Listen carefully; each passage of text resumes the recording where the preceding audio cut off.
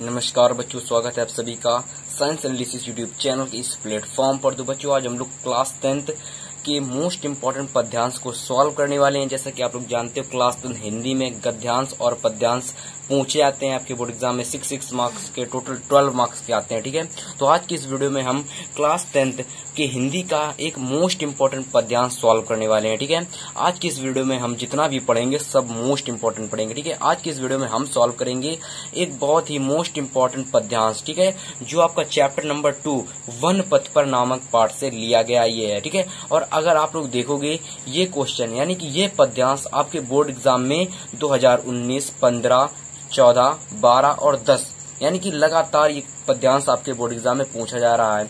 तो इस प्रकार से ये हमारा पद्यांश 2022 बोर्ड एग्जाम के लिए बहुत ही मोस्ट इम्पोर्टेंट है।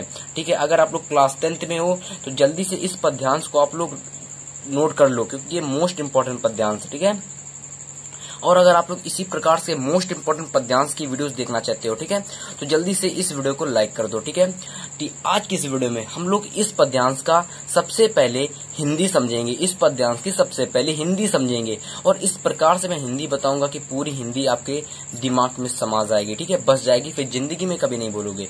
फिर इसके बाद हम इसके संदर्भ को समझेंगे और प्रसंग को समझेंगे और व्याख्या को समझेंगे। ठीक है, सबसे पहले क्या समझेंगे? इसकी हिंदी समझेंगे, फिर इसका संदर्भ समझेंगे, फिर इसका प्रसंग समझेंगे, फिर इसकी व्याख्या को समझेंगे। तो इस प्रकार से अगर हम लोगों ने समझेंगे तो ये पूरा, ठीक है, और लास्ट में हम लोग समझेंगे इसका काव्यगत सौंदर्य। क्या समझेंगे? काव्यगत सौंदर्य। तब जाके हमारा ये पूरा पद्यांश क्लियर हो जाएगा और आके तब जाके आपके 6 मार्क्स एकदम क्लियर हो जाएंगे। ठीक है, क्योंकि आपके बोर्ड एग्जाम में 6 मार्क्स का पद्यांश पूछा जाता है और 6 मार्क्स का गद्यांश पूछा जाता है। ठीक है, तो जल्दी से पढ़ते हैं पहले इसको हम। ठीक है, क्या लिखा हुआ है कि रानी मैं जानी अजानी महा, लिखा हुआ है रानी मैं जानी अजानी महा, पबि पाहुन तो ते कठोर हियो है। रानी में जानी अजानी महा, पबि पाहुन हु ते कठोर हियो है। राजऊ काज अकाज न जानियो, राजा काज अकाज न जानियो, कहो तिये को जिन कान कियो है। ठीक है, ये आपको लैंग्वेज नहीं समझ में आ रही होगी, ये भाषा नहीं समझ में आ रही होगी। अभी मैं आपको जब इसकी हिंदी बताऊंगा तो आपको बहुत अच्छी तरीके से क्लियर हो जाएगा। फिर लिखा हुआ है ऐसी मनोहर मूर्ति ये बिछुरे कैसे प्रतिम लोग जियो है। ऐसी मनोहर मूर्ति ये बिछुरे कैसे प्रतिम लोग जियो है। आंखन में सखी रखिबे, क्या लिखा हुआ है? आंखन में सखी रखिबे जोग इन्हें, यानी कि जो इन्हें किम के बनवास दियो है। तो ये बहुत ही इंपॉर्टेंट और कह सकते हैं बहुत ही मोस्ट इम्पोर्टेंट हमारा पद्यांश है। और ये वन पथ पर नामक का यानी वन पथ पर का अध्याय का मोस्ट इम्पोर्टेंट सबसे महत्वपूर्ण पद्यांश है। ठीक है, तो चलिए इसकी हिंदी को समझते हैं। तो रानी में अजानी माँ, तो इसको समझते हैं रानी में अजानी माँ। तो समझते हैं रानी, रानी से तात्पर्य है यहाँ पर रानी केकई। रानी केकई कौन है? श्री राम और लक्ष्मण जी की माँ। ठीक है, सौतेली माँ। और अजानी में होता है अज्ञानी और जानी में होती जानना। ठीक है, और माँ में होता है बहुत ज्यादा अज्ञानी। तो बात हो रही है यहाँ पर कि बहुत सारी स्त्रियां, बात हो रही है इस यानी कि इस पद्यांश में हम लोगों को एक कई सारी स्त्रियां हैं। इस पद्यांश में कई सारी स्त्रियां हैं जो वन में घूमती हैं और वन में उनको राम लक्ष्मण और सीता मिलते हैं, क्योंकि जो राम लक्ष्मण सीता हैं उनको महल से राजा दशरथ और कैकेयी ने निकाल दिया था। इसके बाद वो तीनों ही वनवास चले गए थे। वहां वनवास में उनको कई सारी स्त्रियां मिली थी और उन स्त्रियों के द्वारा रानी कैकेयी और राजा दशरथ की निष्ठुरता को दर्शाया गया है कि किस प्रकार रानी कैकेयी और राजा दशरथ ने अपने पुत्र और अपनी पत्नी को वनवास भेज दिया है। तो शुरू करते हैं। लिखा हुआ रानी में अजानी माँ। बहुत सारी स्त्रियां जब वन गमन के समय जाती हैं तो वहां पर वह राजा दशरथ राम लक्ष्मण और सीता को देखती हैं और वह देखती जान जाती हैं कि यह लोग यहाँ पर वन में हैं, तो जरूर इनको रानी कैकेयी और राजा दशरथ ने अपने महल से निकाल दिया है। ठीक है, अपने महल से निकाल दिया है। फिर लिखा है कि रानी में अजानी का, तो यह सोचकर यानी जब उनको निकाल दिया तो वह यह सोचती हैं कि रानी कैकेयी यानी जो रानी कैकेयी हैं वो इतनी अज्ञानी है और इतनी कठोर दिल वाली, कठोर हृदय वाली नारी हैं, जिनको अपने पुत्रों और पत्नी, अपने पुत्रों और बहू को यानी अपने पुत्रों को और पुत्री को अपने महल से निकालते हुए बिल्कुल भी दया नहीं आई। फिर लिखा हुआ है राजाऊ काज आकाश न जानियो, और कहा गया राजा को भी बिल्कुल भी सही गलत का निर्णय लेना नहीं आता है, उन्होंने भी अपनी पत्नी यानी कि कैकेयी के कहनुसार कार्य किया और वह उनको भी अज्ञानी बताती हैं। फिर लिखा हुआ ऐसी मनोहर मूर्ति है ये, यानी कि ऐसी मनोहर मूर्ति है ये तीनों। फिर वो स्त्रियां कहती हैं कि ये तीनों तो इतने सुंदर हैं कि इतने सुंदर हैं, यानी कि इतनी मूर्ति के समान इतने सुंदर हैं कि बिछुड़े कैसे प्रतिम लोग जीव है, यानी कि इतनी सुंदर मूर्तियों को, इतनी सुंदर मूर्तियों और अच्छे लोगों से बिछड़ कर भला कैसे इनके प्रियजन, क्या लिखा हुआ, लोग जीव, भला कैसे इनके प्रियजन जीवित रहेंगे। फिर देखिएगा फिर आगे क्या लिखा हुआ है, आखन में सकी रखिबे, आखन में सकी रखिबे जोग इन्हें किम के बनवास दियो है। फिर कहते हैं इन तीनों को तो आंखों में बसाने योग्य है, अतः इन तीनों को तो आंखों में बसाने योग्य है। ये कौन कहता है, स्त्रियां कहती हैं कि इन तीनों को तो आंखों में बसाने योग्य है, फिर भला इन्हें कोई कैसे बनवास दे सकता है। तो मैंने पूरी हिंदी आपको बता दी है, ठीक है, इसकी पूरी हिंदी आपको बता दी है। आई होप ये हिंदी आपको समझ में आई होगी। तो अगर समझ में आई होगी तो जल्दी से कमेंट करके बताना। मैं फिर से जल्दी से रिपीट कर दे रहा हूँ। तो यहाँ पर बहुत समय की बात है, यानी कि कई सारी स्त्रियां वन में जाती है, तो वन में वो राम लक्ष्मण सीता को देखती हैं। वह तीनों ही जब वन में देखते हैं, उन तीनों को देखती हैं स्त्रियां, तो वो समझ जाती हैं जरूर रानी कैकेयी और राजा दशरथ ने इन तीनों को अपने महल से निकाल दिया है, तभी ये तीनों वन में हैं। समझ रहे हो, तो वन में है। तो फिर वह वन में उन्हें देखकर रानी कैकेयी को क्या कहती, अज्ञानी बताती हैं और कठोर हृदय वाली रानी बताती हैं, तथा वो राजा दशरथ को भी सही गलत का निर्णय न लेने वाला एक पति बताती हैं। ठीक है, फिर क्या, फिर वह स्त्रियां उन तीनों को देखती हैं और कहती है ये तीनों इतने सुंदर हैं, इनसे बिछड़कर भला इनके प्रियजन कैसे जीवित रह सकते हैं। और ये भी कहती है कि ये तीनों को तो अपनी आंखों में बसाने योग्य है, भला इन्हें कैसे कोई बनवास दे सकता है। तो इस कहानी से यही संबंध, यानी कि इस पद्यांश में यही दिया गया है कि कई सारी स्त्रियां रानी कैकेयी और राजा दशरथ के निष्ठुरता को, यानी कि उनकी गंदी सोच पर प्रकाश, यानी गंदी सोच को बता रही हैं, यानी कि वह किस प्रकार से उनका हृदय है, किस प्रकार की उनकी सोच है, उसी को बता रही हैं। तो आपको प्रसंग में बस यही लिख देना है। तो प्रसंग लिखने से पहले इसका संदर्भ समझेंगे कि संदर्भ क्या है, इस किस चैप्टर से लिया गया है, इसके रचयिता कौन है, इसके कवि कौन है, तो पूरा आज संदर्भ में हम लोग समझेंगे। तो संदर्भ किस प्रकार से करना है ये आपको लिखना आना चाहिए। ठीक है, तो आज की इस वीडियो में मैं आपको संदर्भ, प्रसंग, व्याख्या, काव्यगत सौंदर्य सब कुछ बताऊंगा। ठीक है, बहुत ही इंपॉर्टेंट वीडियो है और ये मैं गारंटी ले रहा हूँ, इस ट्रिक के साथ आप लोग 100% पद्यांश करना सीख जाओगे। ठीक है, फिर कभी जरूरत नहीं पड़ेगी रटने की। ठीक है, तो अब आप लोगों को क्या करना है, जितनी मैंने हिंदी बताई उसको आप समझ चुके होगे। ठीक है, समझ चुके होगे। अब आपको क्या करना है, इस जो आपका पद्यांश दिया गया है ना, इस पद्यांश को आपको अपने माइंड में बसा लेना है कि अगर ये पद्यांश आया तो मुझे कौन सी कहानी लिखनी है जो मैंने आपको बताई है, और वो कहानी किस प्रकार से लिखनी है अपनी व्याख्या में, उसको मैं जब लिख लूंगा तो उस कहानी का आपको स्क्रीनशॉट ले लेना है। जब आप स्क्रीनशॉट ले लोगे तो आपको क्या करना है, उस कहानी का स्क्रीनशॉट लेने के बाद उस कहानी को आपको 2 से 3 बार पढ़ना है। जैसे पढ़ोगे आपको पूरा समझ में आ जाएगा। ठीक है, तो जल्दी से हम लोग संदर्भ लिखते हैं मेरे प्यारे स्टूडेंट्स। तो इसका संदर्भ कैसे लिखेंगे, तो लिखेंगे प्रस्तुत पद्यांश हमारी पाठ्य पुस्तक हिंदी के काव्य खंड के वन पथ पर नामक, किस चैप्टर से लिया गया है, वन पथ पर या फिर धनुष भंग नामक शीर्षक से उद्धृत है, अतः इसके कवि गोस्वामी तुलसीदास जी हैं। तो संदर्भ क्या लिखेंगे, तो संदर्भ लिखेंगे स्टूडेंट्स की प्रस्तुत पद्यांश, क्या लिखेंगे, प्रस्तुत पद्यांश हमारी पाठ्य पुस्तक, पाठ्य पुस्तक कौन सी, हिंदी, हमारी पाठ्य पुस्तक हिंदी के काव्य खंड, हिंदी के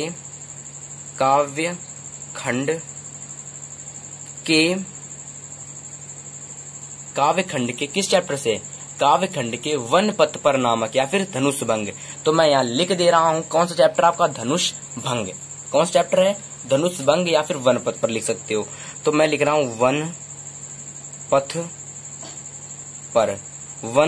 पथ पर नामक शीर्षक से, वन पथ पर नामक शीर्षक से उद्धृत है, शीर्षक से उद्धृत है, क्या है, उद्धृत है।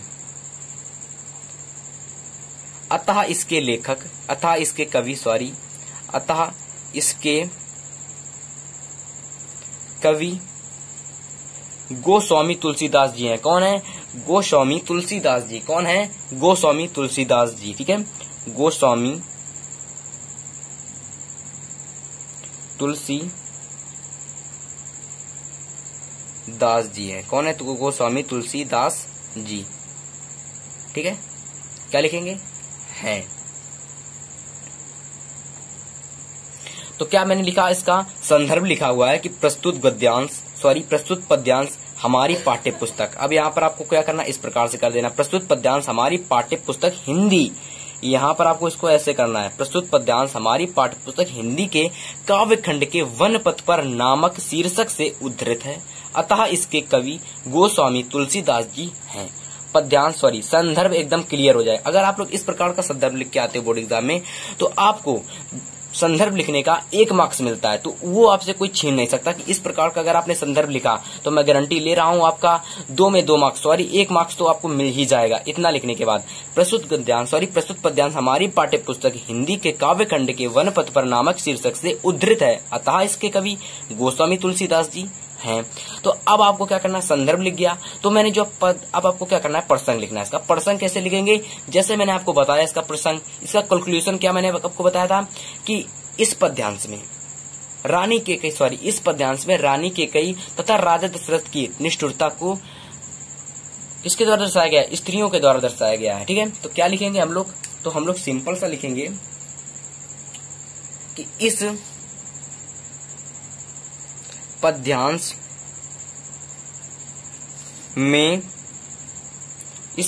में रानी केकई, किसकी? रानी केकई तथा राजा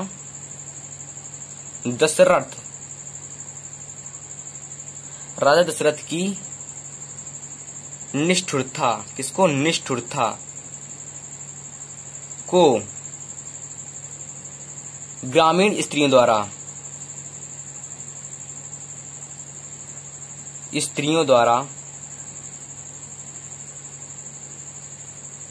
दर्शाया गया है। किसके द्वारा दर्शाया गया है? ग्रामीण स्त्रियों के द्वारा दर्शाया गया है। ठीक है, ये हमारा क्लियर हो गया।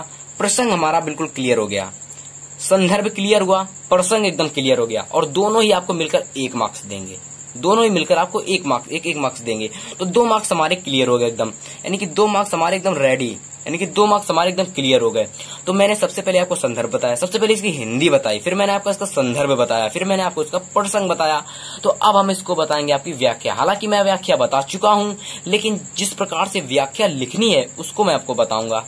ठीक है, तो चलिए व्याख्या किस प्रकार से लिखते हैं, उसकी ट्रिक क्या है उसको हम देखते हैं। अब तो मैंने आपको क्या बताया था शुरुआत में कि वनगमन के समय, यानी कि वनगमन के समय बहुत सारी महिलाएं राम सीता और लक्ष्मण को देखती हैं, और वह कहती हैं यदि ये लोग वन में हैं, अगर ये लोग वन में हैं तो जरूर इनको रानी केकई और राजा दशरथ ने महल से निकाल दिया होगा। ठीक है, तो क्या लिखेंगे हम लोग? अब इसमें हम लोग दूसरी तरीके से लिखेंगे, कहानी के तरीके से, ताकि आपको अच्छी तरीके से लिख जाए और आपको पूरे में पूरे 6 में 6 मार्क्स मिल जाए। तो लिखेंगे वन गमन के समय कई महिलाएं, तो लिखेंगे वन गमन के समय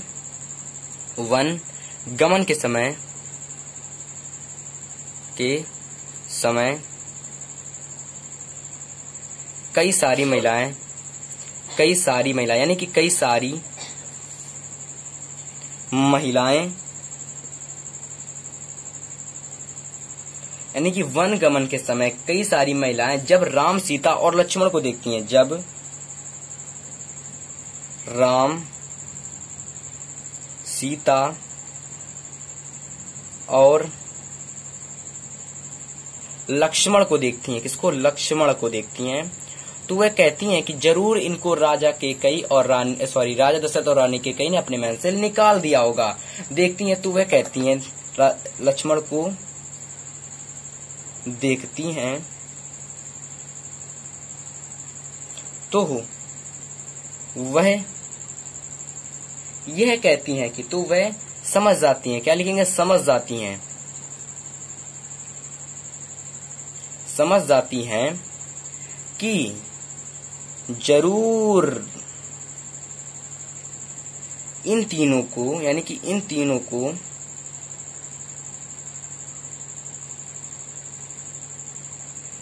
रानी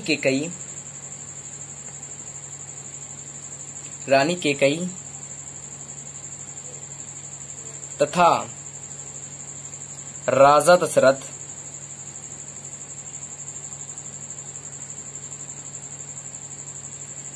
ने अपने महल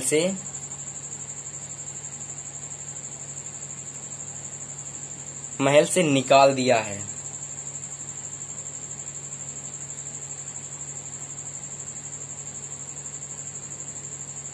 तो इतना समझ में आया ना आपको, इतना समझ में आया कि वन गमन के समय कई सारी महिलाएं जब राम, सीता और लक्ष्मण को देखती हैं तो वे समझ जाती हैं कि जरूर इन तीनों को रानी केकई तथा राजा दशरथ ने अपने महल से यानी कि निकाल दिया है, इन लोगों को बाहर निकाल दिया है। फिर स्त्रियां क्या कहती हैं? फिर स्त्रियां आपस में बात करती हैं। फिर लिखेंगे फिर स्त्रियां। अब यहाँ पर आपको क्या करना है? पूर्ण विराम का चिन्ह लगा के फिर यहाँ से दूसरी लाइन से आपको लिखना है फिर स्त्रियां आपस में बात करती हैं, आपस में बातचीत करती हैं,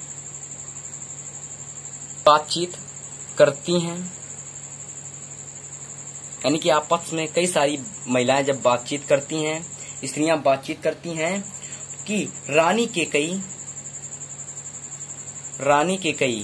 यानी बातचीत करती हैं और कहती हैं कि रानी केकई यानी जो रानी केकई हैं वो क्या है? कठोर हृदय वाली रानी है। रानी केकई अज्ञानी यानी जिनके पास बिल्कुल भी ज्ञान ना हो, सही गलत समझने की बिल्कुल भी तिथि ना हो, अज्ञानी और कठोर हृदय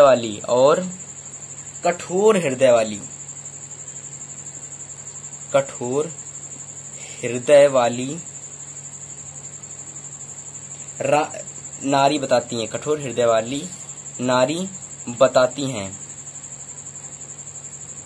तथा वह राजा दशरथ को भी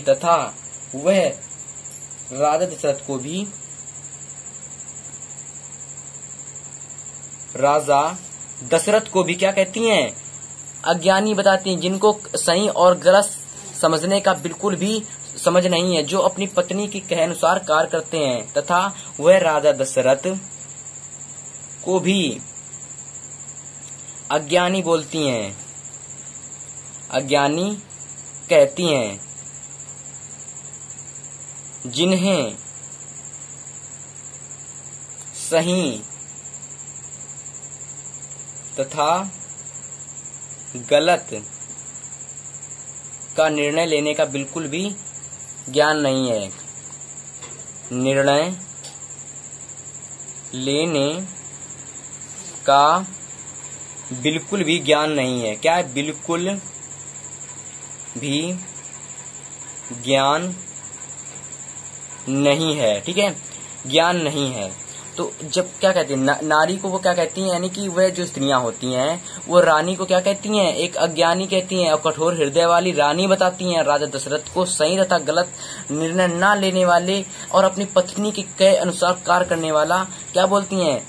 अज्ञानी बोलती हैं, बिल्कुल भी ज्ञान नहीं है। फिर क्या कहती हैं? फिर स्त्रियां कहती हैं कि ये तीनों, यानी कि ये तीनों तो इतने सुंदर हैं कि इन्हें कोई, इतने सुंदर और इतनी मूर्तियों के समान है, इतनी अच्छी मूर्तियों के समान है, तो इन्हें भला कैसे, यानी कि इनकी प्रियजन कैसे जीवित रहेंगे इनसे बिछड़कर। तो क्या लिखते हैं कि तथा वह राजा दशरथ को भी सही तथा गलत न समझने वाला रानी अब बताती हैं। और फिर स्त्रियां कहती हैं कि ये तीनों, फिर क्या लिखेंगे? अब यहाँ पर लिखेंगे हम लोग, इतना छोड़ने के बाद यहाँ से लिखेंगे हम लोग फिर स्त्रियां। क्या लिखेंगे? फिर स्त्रियां कहती हैं, फिर स्त्रियां कहती हैं फिर स्त्रियां कहती हैं कि ये तीनों तो इतने सुंदर हैं, इतने सुंदर, सुशील और भोले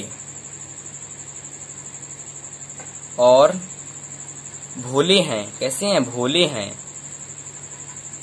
इतने सुंदर और सुशील और कैसे हैं? भोले हैं। कैसे हैं? भोले हैं भैया, भोले हैं। तो भला इनके जब इतने भोले हैं तो इनके प्रियजन कैसे इनसे जीवित रहेंगे? तो इनसे बिछड़कर इनके प्रियजन। अब ये प्रियजन क्या है? इस जमाने में आप लोग देख रहे होंगे कि ट्विटर चल रहा है, इंस्टाग्राम चल रहा है, बहुत सारी आपके सोशल मीडिया वर्कर्स चल रहे हैं। तो उसमें जो जितने भी लोगों के ट्विटर्स पर मान लीजिए पीएम मोदी के इतने फॉलोअर्स हैं, चाहने वाले हैं, तो अगर पीएम मोदी कहीं चले जाएं तो उनके जो चाहने वाले हैं कई समय तक एक्टिव नहीं रह पाएंगे। इसके कारण उनके चाहने वाले को बहुत ज्यादा ठेस पहुंचेगी। तो वही बात की गई है। फिर स्त्रियां कहती हैं कि ये तीनों तो इतने सुंदर हैं, सुशील है और भोले हैं, तो इनसे बिछड़कर इनके प्रियजन भला कैसे जीवित रहेंगे? भला कैसे जीवित रहेंगे?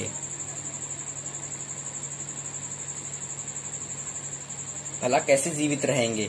फिर कहते हैं अतः ये तीनों तो आंखों में बसाने योग्य हैं।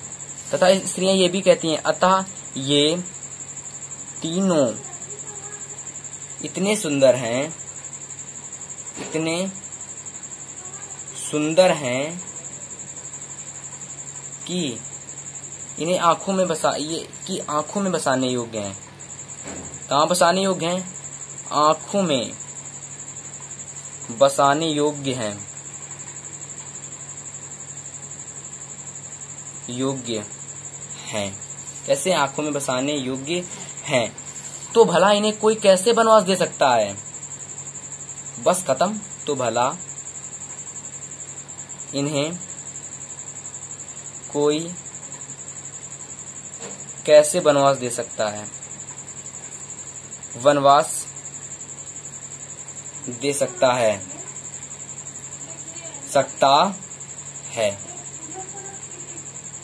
तो इस प्रकार से हम लोगों ने पद्यांश नंबर वन पथ पर का, यानी कि आज की जो मोस्ट इंपॉर्टेंट पद्यांश है वन पथ पर धनुष भंग नामक चैप्टर का, उसको हम लोगों ने एकदम बहुत ही अच्छी तरीके से क्लियर किया। ठीक है, इसकी हम लोगों ने बहुत ही अच्छी तरीके से व्याख्या समझी। ठीक है, व्याख्या क्या है इसको मैं एक बार दोबारा रिपीट कर देता हूँ। तो स्टूडेंट्स हम लोगों ने बहुत ही अच्छी तरीके से इसका संदर्भ समझा। ठीक है, संदर्भ में एक बार रिपीट कर देता हूँ इसकी, संदर्भ बोल रहा हूँ मैं। इसकी बहुत ही अच्छी तरीके से संदर्भ प्रसंग व्याख्या को समझ चुके हैं और व्याख्या मैंने आपको लिखकर बता दी है।